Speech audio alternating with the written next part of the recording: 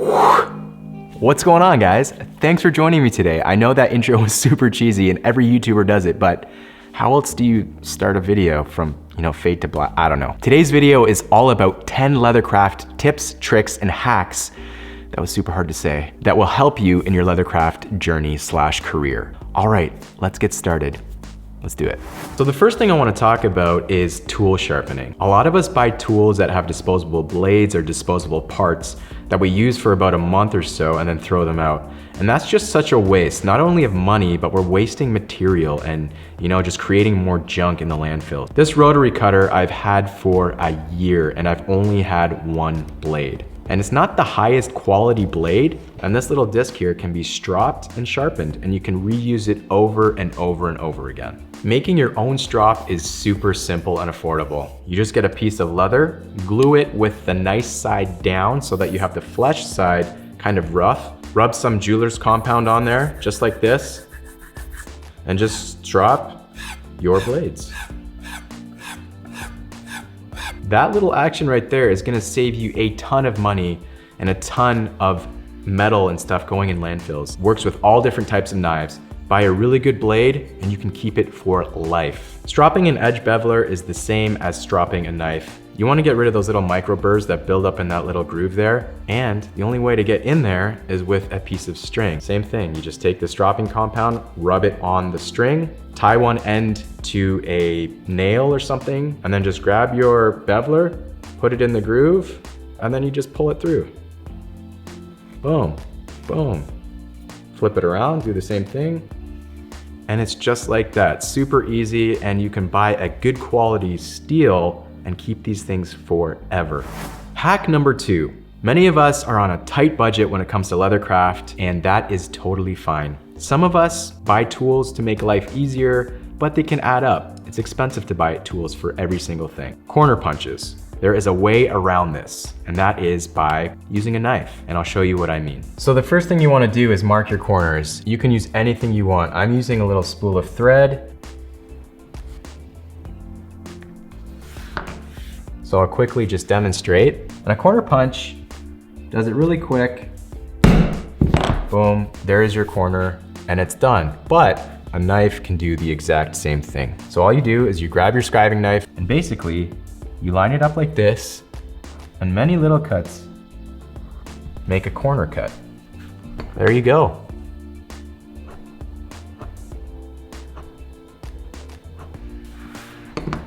Voila. So you don't need a corner punch. They help speed up your process and make things quicker, but if you're on a budget, this works perfectly fine. Number 3 is threading a needle. And I know that sounds super lame. Like if you're in Leathercraft, you should know how to thread a needle, or if you've got problems with threading a needle, something's wrong, but that's not true. For the longest time, I got super frustrated with threading a needle, especially after using this waxed polycord. And the problem I was facing is trying to get that waxed polycord through this needle. It's so tiny, and the needles I use are the John James needles. There's a whole bunch of wax buildup that always happens inside that eye. And what I do is I use the thread zap. This little thing heats up and it melts all of the wax in there that gets in the way, as you can see. And it clears up the eye of the needle so that you can put more thread inside there. Just a handy little trick for you. Another thing that thread zap is very handy for is finishing off the stitches on your wallet. A lot of people tend to use a lighter or one of those little Bic lighters, but I do not like that method because the flame gets so close to your leather that it could potentially burn it or ruin it. But with the thread zap, you have such a precise tip that burning the ends of the thread is just so much easier and safer, in my opinion. Number 4 is called trim allowance. Trim allowance is that extra space that you add to your project that you'll be cutting off after to make sure that your outside edges of your Leathercraft project are flush. This little hack saves you a lot of time because you do not have to sand down the edges of your project afterwards because they are already as clean and as smooth as they will possibly get. Trim allowance is a game changer. I've been using it for about a year and I have not looked back. So try it out. Number 5 is the gold foil hack. You do not need an expensive machine like this to be able to do gold foiling. All you need is a heat gun, some gold foil, and your maker's mark or stamp made out of metal, magnesium, brass, steel, whatever you use, it has to be metal because you're gonna be heating this thing up very, very hot. So all you have to do is get that heat gun on that stamp for a while, get it nice and hot, put it on top of your gold foil, and you can either press it with an arbor press, or if it's a very small stamp, you can press it with the handle that comes with the stamp or make your own handle for the stamp. I used to do it before I had these stamping machines, and it took a little bit of time, but you save quite a bit of money than if you were to buy this machine. Hack number 6 has to do with sewing machines. I know a lot of you do not own one of these things and they are super expensive, but for those who do own them, I want to show you a couple things that have helped me over the years. When we think of sewing machines, especially those who don't have them, we think that it's just super easy to get something looking so good and super fast and all that stuff. But in reality, it takes a long time to learn your machine and how to get a professional looking stitch. One way or one hack that I have found that has made my stitching look super good is with a drop down edge guide or a flip down edge guide. This ensures that your stitches will be super consistent and that the distance between the edge of your project and your stitch will be very uniform throughout your whole piece. Drop down edge guide is a must. It's not necessarily a hack, but it is a tip that you can use to make your stuff look great. Another tip that I want to talk about is that sometimes when we're stitching by machine, the presser foot of the machine will leave marks on top of the leather, ruining the project or making it look very beat up and distressed. But I have come up with a hack to fix that. Right here under this screw, there is a spring. And that spring keeps pressure on that presser foot so that it holds your leather material underneath that presser foot. And it helps guide it along through the cycle of the machine going up and down. But I find that the pressure is way too strong, and that's what's creating the marks on top of your leather goods. So all you do is unscrew this little knob here, and there's a little spring inside that you can remove with a tiny screwdriver. And this spring is what's keeping pressure on that presser foot. So if you remove that, screw back in that little screw, there's still pressure on that presser foot because there's another spring inside, but it is a lot less than what it used to be before. And I find that has dramatically changed the way my Leathercraft looks. The last tip I want to talk about on the sewing machine is using a speed reducer. A speed reducer slows down the machine so that it is easier to go around corners, and especially if you're new at Leathercraft or new at sewing, it really helps you focus and make sure that you're getting a consistent and straight stitch. Adding a speed reducer also increases torque. Torque is essential, especially when you are sewing through multiple layers of thicker leather. The needle will just go in and out so easily, smoothly, and you will be less frustrated, trust me. All right, guys, this next one is a freebie. One word, Skillshare. For those of you who thrive and come alive when thinking about creativity, Skillshare is the place to be. Skillshare is an online learning community that offers membership with meaning. With so much to explore, real projects to create, and the support of fellow creatives, Skillshare empowers you to accomplish real growth. Whether you are learning a new skill or deepening an existing passion, this community will help you thrive and grow. With Skillshare, there are tons of classes to be a part of, whether it's photography, illustration, entrepreneurial skills, creative writing, the list goes on and on. There is definitely a class that is right for you. One of the best things about Skillshare is that it offers classes designed for real life, so you can move your creative journey forward without putting life on hold. You can learn and grow with short classes that fit your busy routine. And since an annual subscription is less than $10 a month, it is incredibly affordable, especially when compared to pricey in-person classes and workshops. For me, running an online business, it's so important to have incredible photography on my website. One class that I highly recommend is called Fundamentals of Photo Editing with Justin Bridges. Learning how to make your photos stand out from your competition is vital for an online sales-driven business.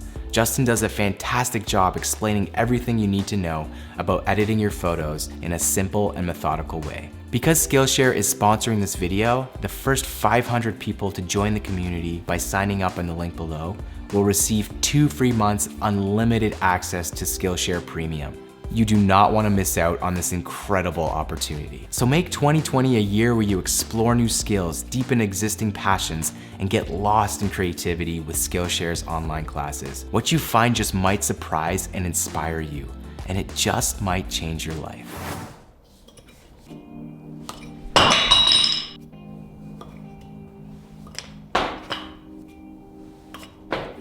Got it. Only took me 7 tries. Hey, tip number 7. After hand stitching or machine stitching, the holes that are made by the pricking irons or the needle, they're kind of raised and the stitch isn't sitting as nice as it could be. That's why we hammer down the stitches. After they're all hammered down, they look beautiful. Try it out. One comment that I get most of the time, if not all of the time on every one of my videos, is these guys. These guys are markers. They are refillable edge die markers. They come in 2 different kinds of styles that I use. I'm sure there's more.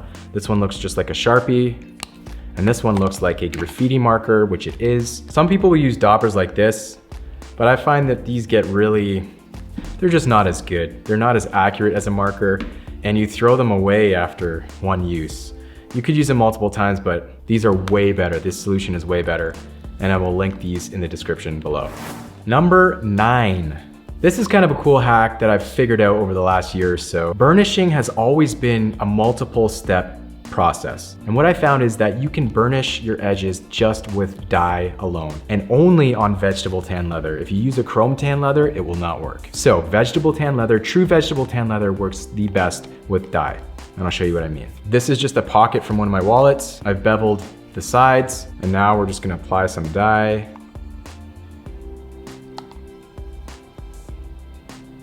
Then all you do is grab your burnishing tool and give it a quick burnish. And you know you're getting a good burnish when you can hear it click. Yeah. And that is super smooth, just like glass. That way you don't have to use a burnishing agent like Tokonol or water. Dye does an amazing job. And that's what I do with 100% of my wallets. Chrome will not work, but veg tan, so good. Okay, tip number 10, the final tip of today's video. There are a million tips I could give you, but these are just 10 that I thought would be useful for you. I thought I'd leave this one for the last one, because sometimes when we are finished our leather projects, we're buffing them all out, we're making them all look nice, you know, just doing the finishing touches, but we can accidentally scratch, you know? Nice big scratches like that. We're feeling like, oh no, we spent all this time making this leather good and now it's ruined. It might be ruined depending on what type of leather you're using, but with a very waxy leather like this or a pull-up leather, there's a fix for it. So don't worry, don't fret, don't be sad. Here we go. So remember the heat gun from the gold foil part? We can use this. A leather like this has tons of wax all over the surface. So all you have to do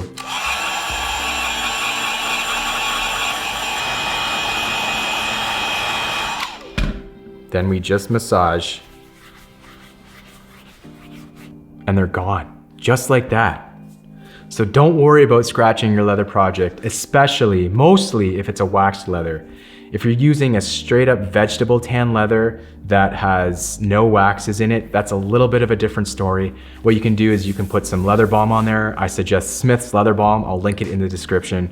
And you can put a little coat of that on there to kind of give it life back to that spot that was scratched. But other than that, man, you're golden. You're golden. It works. Try it out. All right, well, there we have it. 10 tips, tricks, and hacks to help you with your leathercraft career.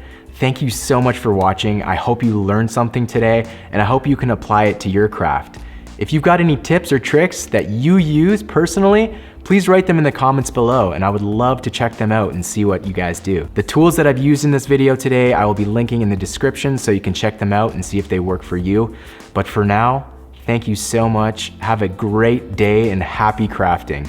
We'll see you in the next one. Peace. Cheesy outro. Bye.